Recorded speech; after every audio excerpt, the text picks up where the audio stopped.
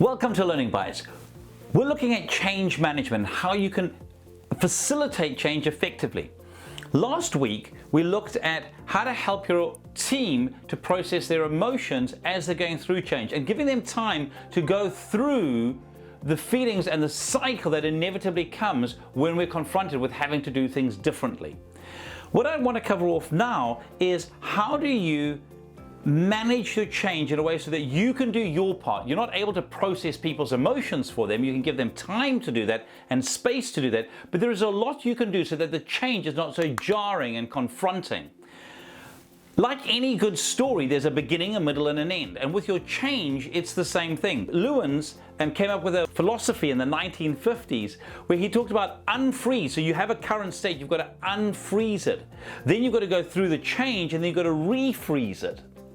And when you start to think about your change and you start to look at, well, we need to change, you're aware that you need to change, what models do you use? Do you knee-jerk reaction and just go change because you go, oh, that's not working, let's jump to this, jump to that?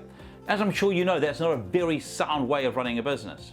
With any change that you do, it really helps to have a model in place that you can use over and over again.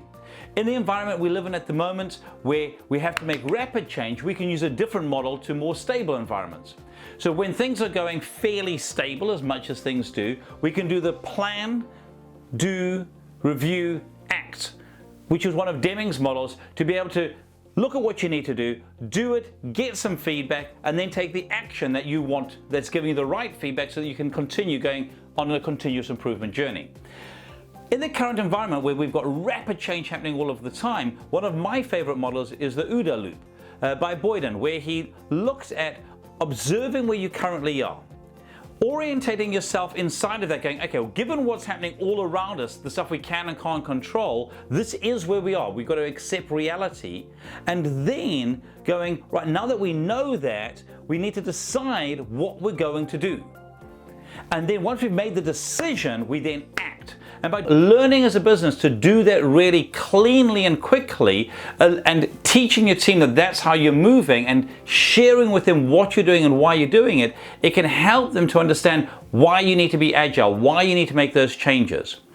So please do make sure that you as a team leader, as a business owner, have a good planning model for any change that might come your way. It will help set you and your team up for success. Here's to your success.